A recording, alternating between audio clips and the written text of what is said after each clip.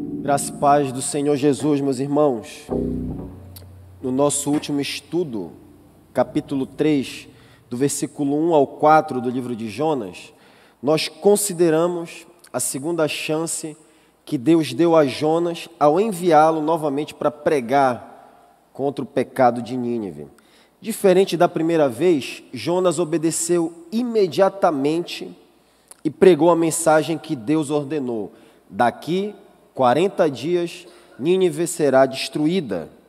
E na continuidade do capítulo 3, nós temos o resultado extraordinário dessa breve pregação. Uma metrópole violenta, orgulhosa, convertendo-se em massa repentinamente, desde o rei até o cidadão mais indigno, 600 mil pessoas convertidas subitamente. O evento que está diante de nós, nesse trecho das Escrituras, meus irmãos, é um espetacular avivamento para o qual a história, segundo creio, até então, não apresenta paralelo no mesmo nível. Vamos então ler, portanto, Jonas 3, do versículo 5 ao 9. Diz assim: os ninivitas creram em Deus e proclamaram um jejum e vestiram-se de panos de saco, desde o maior até o menor. Chegou esta notícia ao rei de Nínive. Ele levantou-se do seu trono, tirou de si as vestes reais, cobriu-se de pano de saco e assentou-se sobre cinza, e fez-se proclamar e divulgar em Nínive, por mandado do rei e seus grandes: nem homens, nem animais, nem bois, nem ovelhas provem coisa alguma, nem os levem ao pasto, nem bebam água, mas sejam cobertos de pano de saco, tanto os homens como os animais, e clamarão fortemente a Deus, e se converterão cada um do seu mau caminho e da violência que há nas suas mãos. Quem sabe se voltará a Deus e se arrependerá, e se apartará do furor da sua ira, de sorte que não pereçamos. Santo Deus, pedimos a iluminação do Teu Santo Espírito, assim como o Senhor tem iluminado homens ao longo da história e iluminou os cidadãos de Nínive. Abre o nosso entendimento para compreender a Tua palavra esta noite e me ajuda a comunicá-la com poder, em nome de Jesus. Amém. É importante iniciarmos nossa exposição, meus irmãos, considerando o assunto geral, antes de nós descermos às particularidades do texto. Hoje, tudo que nós veremos é a título de introdução. Nós vamos apenas tocar no assunto geral, para que na semana que vem nós examinemos as particularidades do texto. Devemos nos ocupar, então, da seguinte questão: o que é avivamento?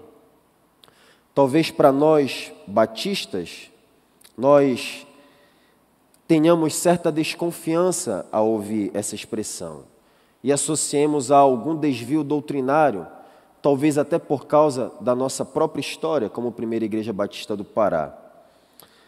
O avivamento também é chamado de reavivamento, despertamento espiritual ou derramamento do Espírito. O termo mais consagrado, porém mais simples, é avivamento. É importante dizer que o avivamento, o termo avivamento, não aparece na Escritura, assim como a palavra missões, por exemplo, também não aparece. No entanto, ambos os conceitos são bíblicos. A Escritura tem uma linguagem particular para aquilo que nós chamamos de avivamento. A palavra hebraica ir é traduzida pelos vocábulos avivar e vivificar, na versão Almeida Revista Atualizada, por exemplo. O significado primário é de preservar ou manter vivo, de poupar a vida de alguém, como em 1 Reis 20, capítulo 20, versículo 31. Mas também tem um sentido de purificar, de corrigir, de livrar do mal. Esse sentido é recorrente, meus irmãos, em ocasiões em que os indivíduos estão suplicando, clamando a Deus por causa de sua condição espiritual. Observem, por exemplo, o Salmo 80, versículo 17 e 18. Eu vou pedir que você vá a esse texto. Salmo 80, versículos 17 e 18. O salmista diz: seja a tua mão sobre o povo, da tua destra sobre o filho do homem que fortaleceste para ti, e assim não nos apartaremos de ti. Vivifica-nos, aqui está a palavra, e invocaremos o teu nome. Outro exemplo está no Salmo 85, 6. Você avança um pouco. Salmo 85, versículo 6. Porventura, diz o salmista, não tornarás a vivificar-nos, aqui está a palavra novamente, para que em ti se regozije o teu povo? Essa mesma palavra aparece na oração por avivamento do profeta Abacuque, lá em Abacuque capítulo 3, versículo 2. Abacuque 3:2 diz assim: aviva, aqui está a palavra, a tua obra, ó Senhor, diz Abacuque. No decorrer dos anos e no decurso dos anos faze-a conhecida. Aviva a tua obra, ora o profeta Abacuque. É notável também a quantidade de vezes que esse termo aparece no Salmo 119 em conexão com a palavra de Deus. Por exemplo, no versículo 25 do Salmo 119, versículo 37, 40, 50, 88, 107, 149, 154 e finalmente 159. Em outros lugares da Escritura, temos também vocábulos correspondentes àquilo que nós chamamos de avivamento, como a palavra hebraica shub, traduzida por renovar, restaurar, restituir, e dependendo da tradução, podem ser empregados termos sinônimos. Nós lemos em Lamentações de Jeremias, capítulo 5, versículo 21, acompanhe na sua Bíblia, por gentileza. Lamentações 5, 21 diz assim, o profeta diz, restaura-nos, aqui está outra palavra, que contém a mesma ideia, restaura-nos para ti, Senhor, para que voltemos, e aqui ela aparece sendo traduzida de uma outra maneira, na sequência, renova os nossos dias como os de antigamente, eu estou lendo na nova versão internacional.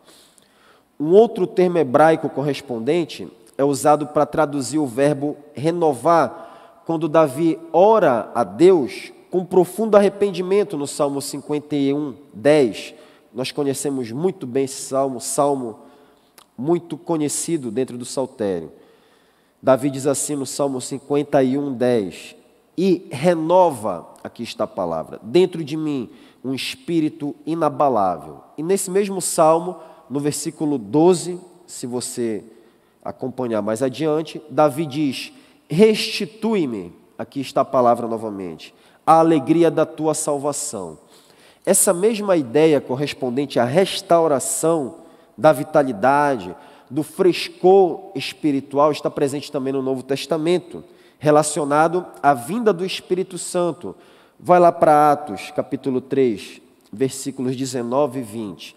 Vou ler o 19 só para introduzir o versículo 20, onde tem o termo que nos interessa.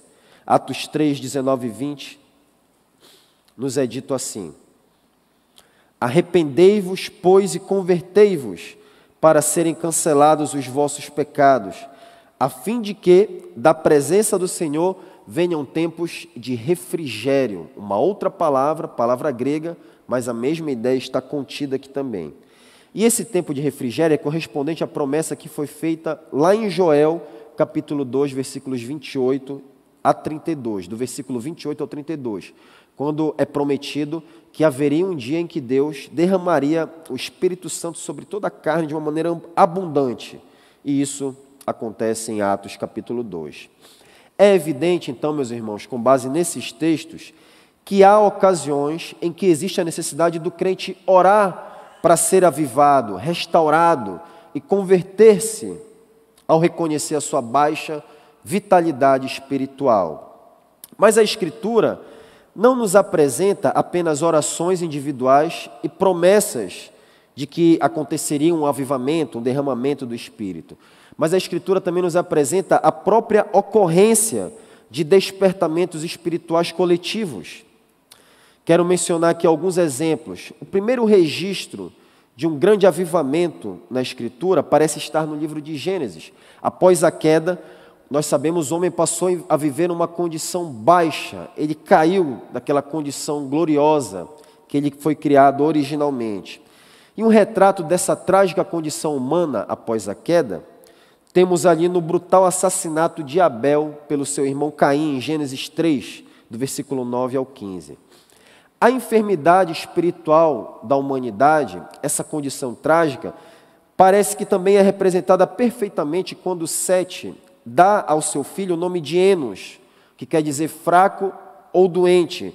E nos tempos antigos, a escolha dos nomes eram influenciados pelas circunstâncias em que a criança nascia, como no caso da nora do sacerdote Eli, que deu ao seu filho o nome de Icabode, que quer dizer foi-se a glória de Israel, porque naquela ocasião do nascimento, uma ocasião trágica de nascimento, a arca da aliança havia sido levada de Israel pelos filisteus.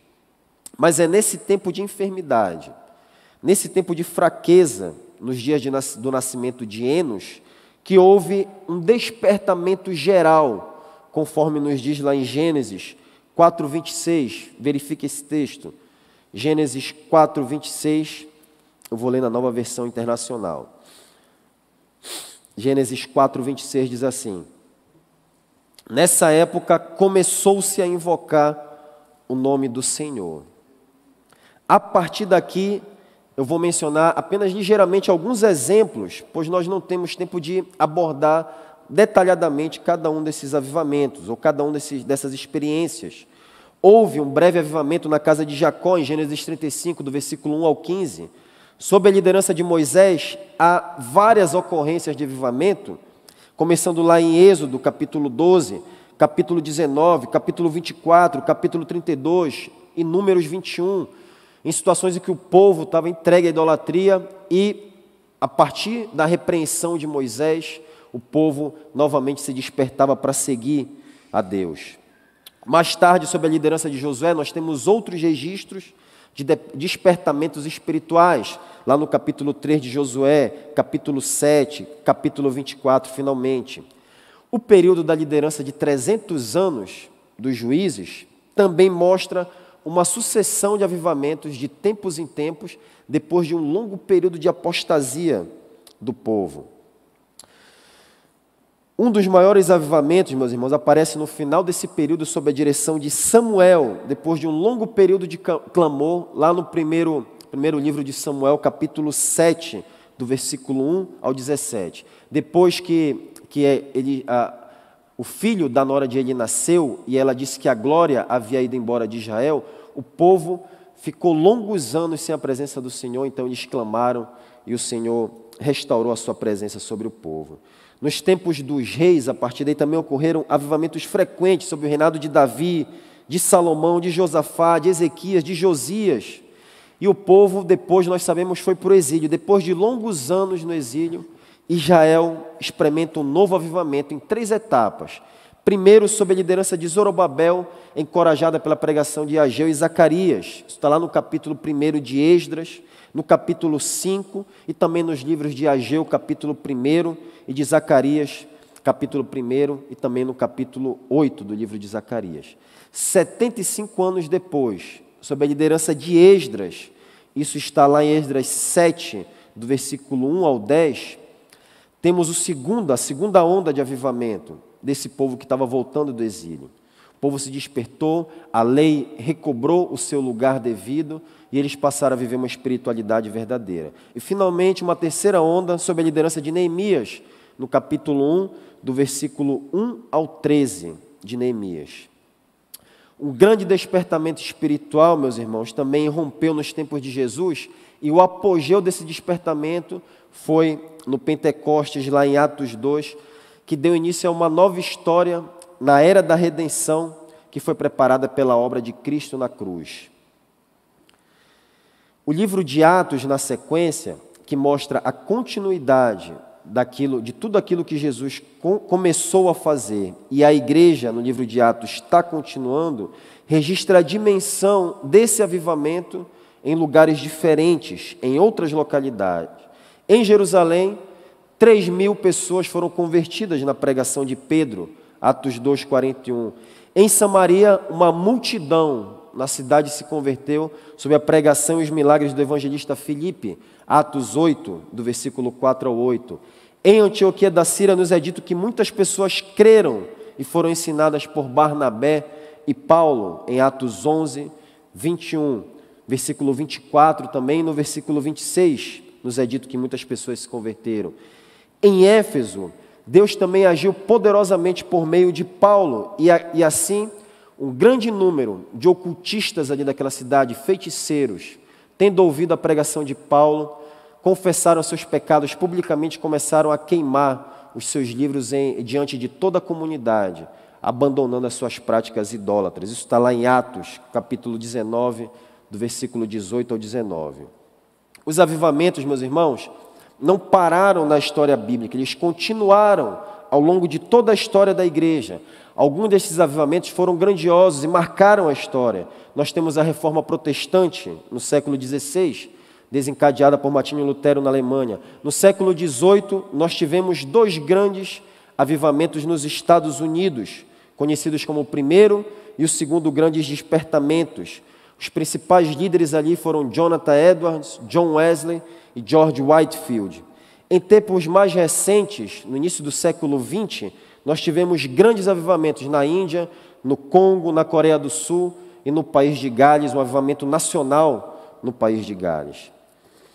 Dessa breve análise bíblica histórica, nós podemos observar que os avivamentos têm sempre características gerais comuns que nos ajudarão a compreender melhor a questão da qual nós estamos nos ocupando agora, que é avivamento.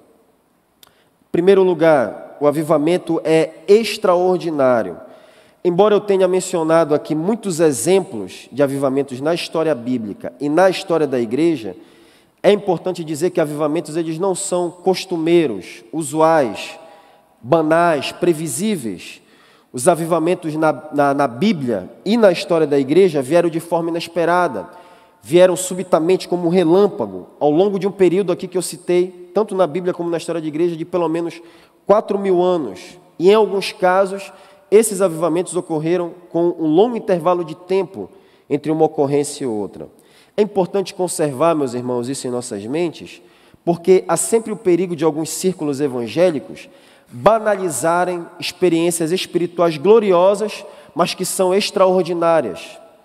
Alguns evangélicos falam frouxamente de avivamento como se isso fosse uma questão ordinária comum, como se isso acontecesse todos os dias de uma maneira banal.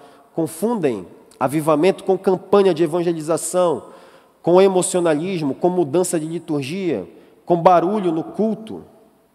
Na verdade, meus irmãos, isso eu não hesito dizer, o Brasil nunca viu um avivamento genuíno de larga escala como esse que eu mencionei aqui. Porque as igrejas estão cheias de pessoas, mas vazias da palavra de Deus. E um avivamento que não é acompanhado de uma reforma doutrinária, eclesiástica, espiritual e moral, não é avivamento verdadeiro, não pode ser chamado de avivamento. Em segundo lugar, o avivamento é uma obra soberana do Deus Espírito Santo em seu povo. Em todas as orações na Escritura por avivamento e também em todas as ocorrências que eu citei aqui de avivamentos na história bíblica e eclesiástica, o agente sempre é Deus. A oração, o verbo vivificar é direcionado sempre para Deus e é sempre Ele quem coloca em execução o avivamento.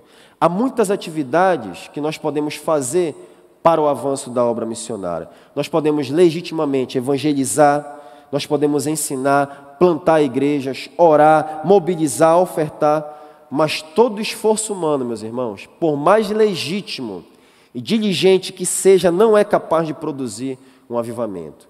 Não há métodos no avivamento.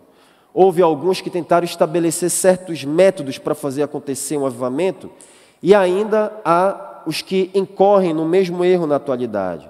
No século XIX, o evangelista americano Charles Finney, infelizmente, foi dominado por essa mentalidade e ele escreveu um livro chamado Cartas sobre Avivamento. E nesse livro ele dava a ideia que nós poderíamos ter um avivamento no momento em que nós quiséssemos, se nós observássemos algumas regras, alguns preceitos, e então o avivamento viria. Esse livro, meus irmãos, vendeu milhares de cópias e influenciou uma geração inteira para longe da verdade bíblica de que o avivamento é uma obra soberana do Deus Espírito Santo em seu povo.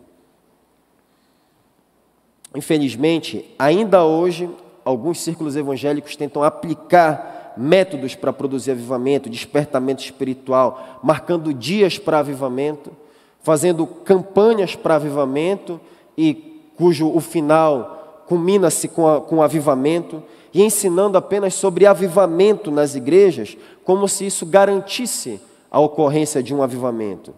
Muitos homens piedosos, meus irmãos, estudiosos da natureza e história dos avivamentos, jamais viram grandes avivamentos durante suas vidas. Martin Lloyd Jones foi um. J. Packer disse sobre ele que um dos grandes desapontamentos do ministério dele, embora tenha ensinado sobre avivamento escrito, foi ele não ter visto grandes avivamentos durante seu ministério. E sabe por quê? Porque o Espírito sopra onde quer e não onde a igreja quer. A terceira característica principal do avivamento, que deduzimos da história bíblica e eclesiástica, é que ele produz resultados extraordinários para a glória de Deus. Em tempos de derramamento do Espírito, meus irmãos, Deus faz em um dia, em um segundo, subitamente, como ele fez em Nínive, o que levaria décadas para ser feito com os nossos melhores esforços, com os nossos melhores planejamentos e organizações. Deus faz repentinamente aquilo que levaria décadas para fazermos. Avivamento, meus irmãos, é muito mais do que evangelismo que resulta em conversões ordinárias. Em tempos de avivamento, multidões se convertem simultaneamente a Cristo. Não há dúvida de que está ocorrendo um avivamento e de que aquilo é obra do Deus soberano e que nenhuma glória pode ser atribuída ao homem.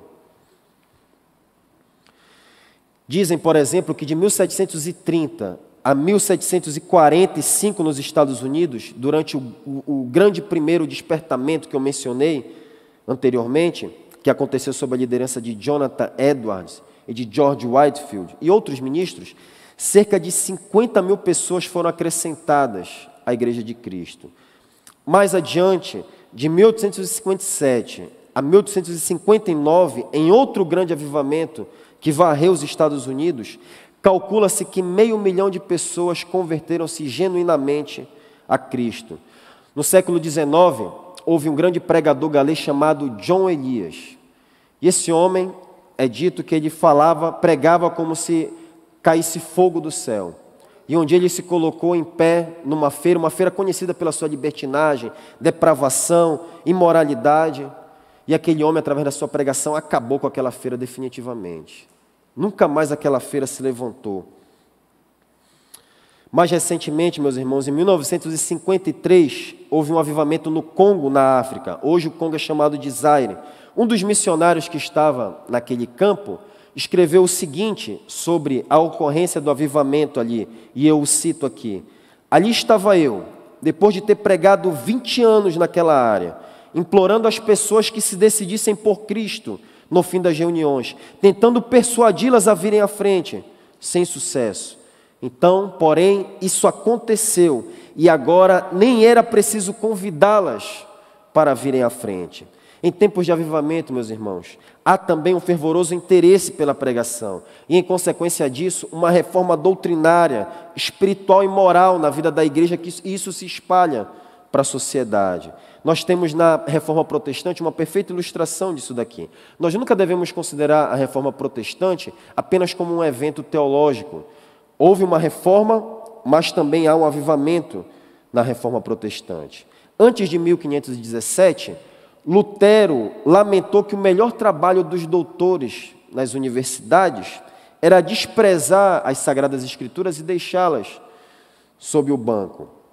Esses homens diziam que a Bíblia era um livro de hereges, mas quando o Espírito Santo foi derramado, daquela maneira extraordinária, na Reforma Protestante, houve um novo interesse pela pregação e pela leitura da palavra.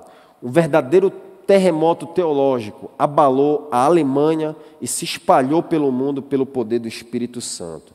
Muitos dos que ouviram, naquela época, a pregação de Lutero, eram alunos da Universidade de Wittenberg. E eles levaram a mensagem e o método da pregação de Lutero para inúmeros lugares.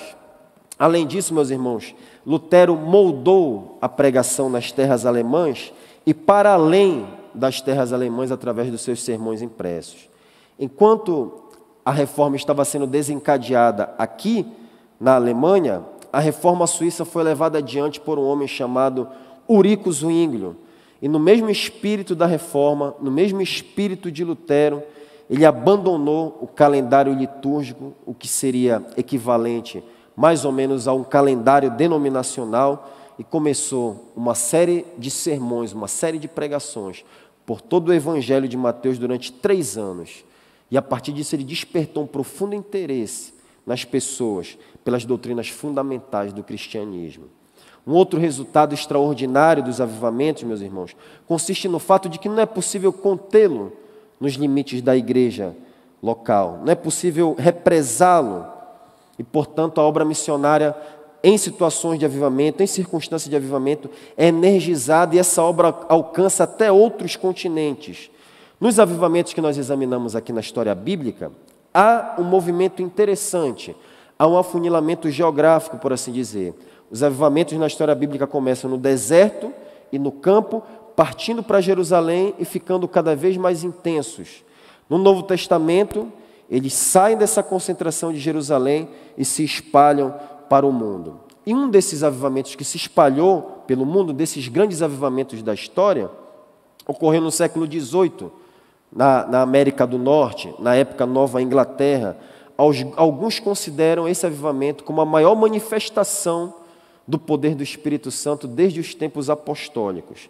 As condições da igreja na época eram deploráveis. Às vezes nós pensamos que as pessoas do passado, elas estavam mais interessadas que nós em ouvir pregações, porque elas não tinham televisão, internet, essas coisas.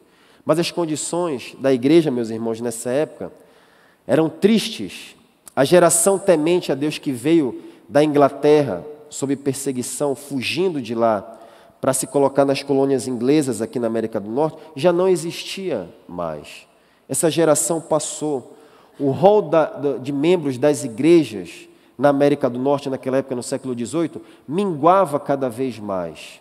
E a membresia era formada, em sua maioria, por pessoas não convertidas e pastores também não convertidos. Mas Deus, como geralmente Ele faz, Ele levantou um homem para despertar a igreja. Em 1734, no vilarejo de Northampton, na época uma das 13 colônias inglesas, ali da América do Norte, havia um pastor chamado Jonathan Edwards. E esse homem estava com o coração angustiado pelas tristes condições da igreja, pelo declínio espiritual da igreja da época. E certa noite ele se dirigiu ao púlpito de sua congregação e ele iniciou uma série de pregações sobre a doutrina da justificação pela fé. E a partir daí, as conversões começaram a se multiplicar. Logo ocorreram as primeiras conversões. 5 ou 6 pessoas tiveram experiências convincentes de conversão, dentre as quais uma mulher considerada muito promíscua. E o testemunho dela foi notável. E as pessoas começaram a se interessar por aquilo que havia acontecido. E logo, um grande interesse por assuntos religiosos e pela eternidade começou a se espalhar pela comunidade de Northampton. Dia e noite, à medida que Edward pregava, as pessoas chegavam à casa pastoral para falar da sua própria conversão ou para falar de assuntos espirituais, procurando a ajuda do pastor. Em 6 meses, 300 pessoas, meus irmãos, haviam se convertido de uma população de 1.100 pessoas naquele vilarejo. O avivamento ali se alastrou para outras cidades e vilas, contabilizando 100 comunidades. Não ficou represado ali na igreja de Edwards. Um ano depois, em 1735, o avivamento começava a perder o seu ardor. Já não tinha mais aquele vigor inicial, já não estava mais se espalhando como no início. Mas do outro lado do Atlântico, Deus estava trabalhando na vida de um homem. Na Inglaterra, em 1729, alguns anos antes do avivamento na América do Norte, que começou em 1734, alguns jovens universitários de Oxford formaram um grupo denominado Clube Santo.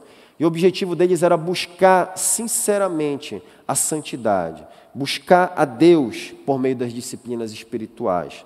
Dentre os membros do grupo estavam George Whitefield e os irmãos Wesley, John e Charles. Apesar do nobre propósito do grupo, nenhum desses homens era convertido. Todos eram apenas religiosos. Mas Deus, em sua graça, em seus caminhos insondáveis, os salvou. Primeiro, Whitefield, em 1735, e lembrem que era o ano em que o avivamento estava perdendo o ardor lá na América do Norte. Deus está salvando Whitefield aqui, quando o avivamento estava se apagando. E depois, os irmãos Wesley, 3 anos depois, em 1738. Ao se formar na Universidade de Oxford, é interessante que havia muitos eruditos em Oxford naquela época. Havia gente que sabia de grego e hebraico muito mais do que George Whitefield. E não era o mais notável intelectualmente. Edwards era muito mais notável intelectualmente do que ele. Eles eram bem diferentes, embora os dois foram usados. Não tinha tanta relevância teológica as pregações de Whitefield como tinham as de Jonathan Edwards, que foi o maior teólogo americano de todos os tempos.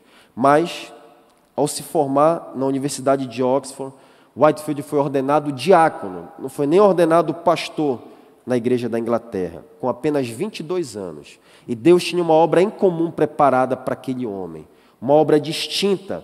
E Whitefield logo sentiu o desejo de pregar, sentiu que isso ardia no coração dele. E logo ele começou a pregar, os santuários ficaram cheios, e muitas pessoas vinham ouvir a pregação daquele jovem de 22 anos.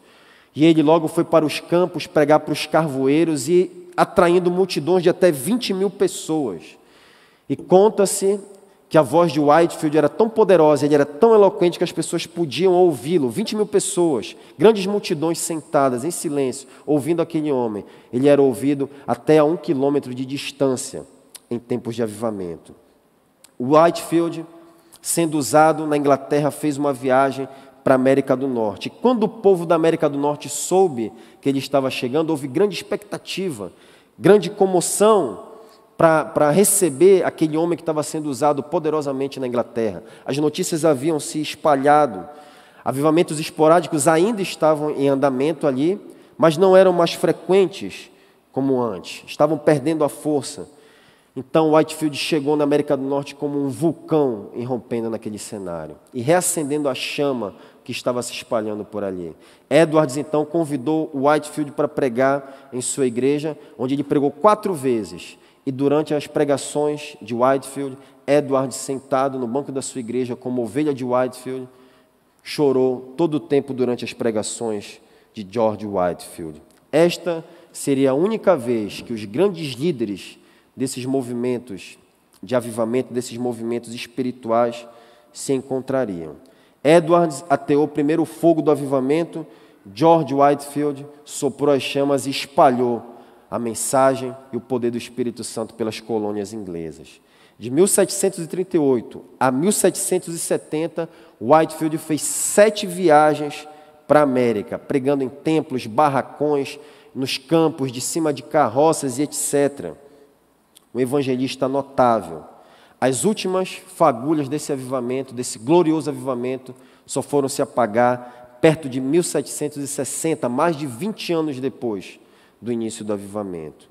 Os resultados, meus irmãos, foram extraordinários. Como eu disse, estima-se que cerca de 50 mil pessoas se converteram numa população de 340 mil pessoas na época. Considerando a população dos Estados Unidos hoje, nós teríamos cerca de 25 milhões de pessoas convertidas proporcionalmente. A experiência espiritual, por conta desse avivamento, a experiência espiritual do homem comum foi renovada. As pessoas não mais dependiam de acréscimos, de adendos, mas elas mesmas buscavam o Senhor. E a igreja foi fortalecida e revitalizada contra o deísmo, contra o racionalismo, contra todas essas filosofias e teorias anticristãs que estavam vindo a seguir. Além disso tudo, meus irmãos, o grande despertamento avançou a causa de missões entre os índios norte-americanos. Não ficou só ali. E o missionário mais notável, energizado por esse avivamento, certamente, foi David Brainerd, cuja vida inspirou milhares de outros missionários, como o nosso missionário batista William Carey e também Jim Elliot, que foi morto pelos índios no Equador. Todo o avivamento produz missionários para o campo. Toda a ação do Espírito Santo na vida da igreja produz missionários para o campo, quando ela é extraordinária. Tendo completado, então, meus irmãos, a nossa análise das características gerais e comuns a todas essas experiências, independentemente da época, agora nós estamos em condições de definir claramente que o avivamento é um extraordinário e soberano derramamento do Espírito Santo sobre a igreja que produz resultados extraordinários para a glória de Deus. Esta é apenas a introdução da dinâmica do avivamento em Nínive, mas me leva a concluir aqui essa noite a tremenda necessidade de um avivamento para a nossa época. Nós nunca devemos desprezar o dia das pequenas coisas, das conversões ordinárias, do desenvolvimento gradual, às vezes lento, da maturidade da igreja, da nossa própria maturidade e também do avanço da obra missionária. Por outro lado, meus irmãos, nós devemos sempre estar desejosos, buscando, orando por mais do Espírito Santo em nossas vidas, buscando uma vivificação que chame a atenção dos incrédulos, das nações, de todos os povos, e os levem a se arrepender de seus pecados para que Cristo seja adorado. Essa vivificação espiritual leva a um desejo profundo pela palavra e a santificação. Não a gritarias e pulos, mas a uma vida santificada, entregue totalmente a Deus. A tremenda urgência e necessidade de um derramamento do Espírito Santo sobre a igreja e na cultura por meio de missões não é, em primeiro lugar, por causa das circunstâncias deploráveis da nossa época. Antes, nós devemos orar por um avivamento, acima de tudo, por causa das tristes condições da própria igreja. E a decadência da própria igreja é resultado do encobrimento, do soterramento e negligência das verdades fundamentais do cristianismo, como aconteceu nos avivamentos em que eu mencionei, sejam eles bíblicos ou da história eclesiástica. O que temos hoje, infelizmente, no nosso país, e tem sido cada vez mais progressivo, é lamentavelmente um deserto doutrinário nas nossas igrejas. Às vezes, nós podemos ser inclinados a pensar que a igreja nunca enfrentou circunstâncias como as que nós estamos enfrentando nesse mundo moderno. Mas lembrem-se do primeiro grande despertamento no século XVIII que eu mencionei. Antes desse avivamento, também havia ali um deserto doutrinário, um declínio espiritual, um desinteresse geral pela pregação. E nessa época nem existia televisão e internet. As igrejas, meus irmãos, estavam vazias. E como eu disse, a maioria dos membros eram não convertidos e muitos pastores não convertidos eram ordenados ao ministério também. O ensino dominante era o deísmo e o racionalismo. E cada vez mais essas coisas dominavam a mentalidade do povo e pervardiam aqueles que ensinavam a palavra de Deus. De lá para cá, meus irmãos, houve uma mudança na forma de prazeres. Mas a situação atual não é completamente nova. Os prazeres sempre existiram.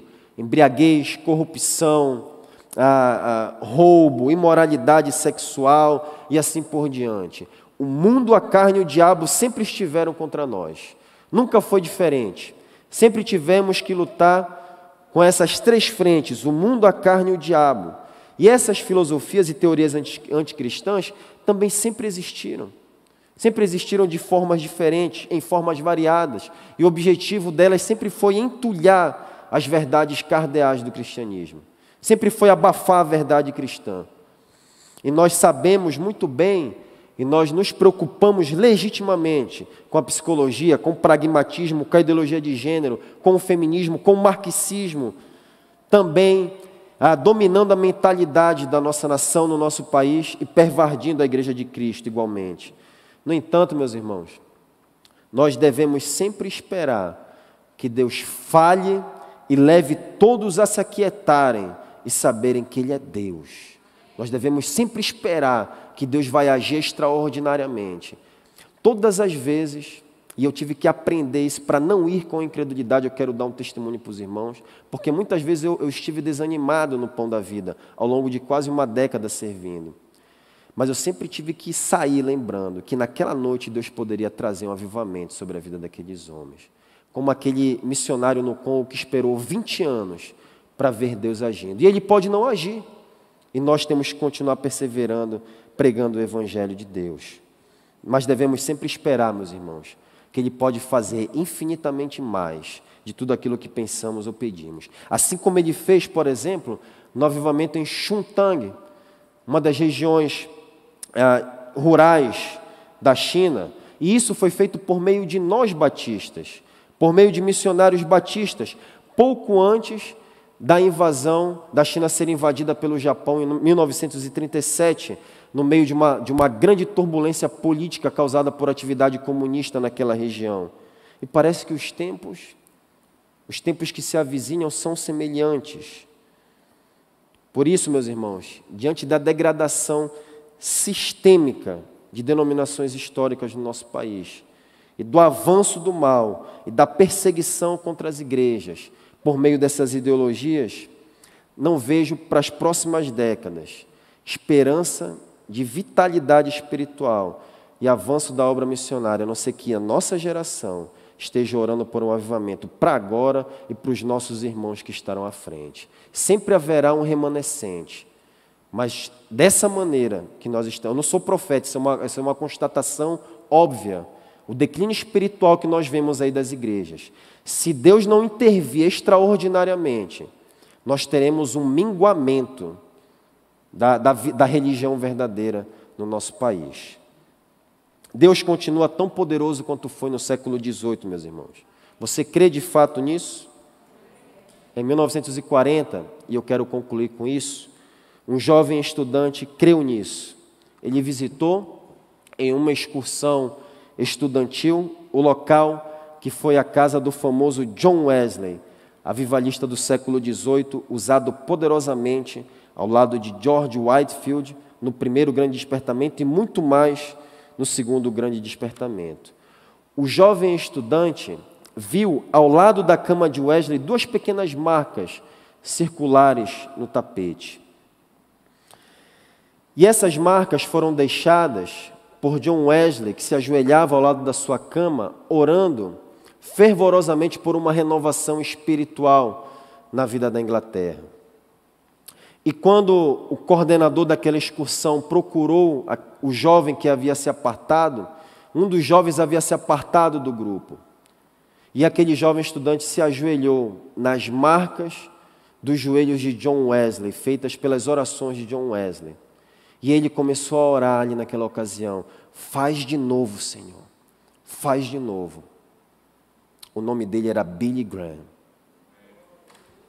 Que Deus faça de novo as mesmas obras em nossa geração. Em nome de Jesus. Amém.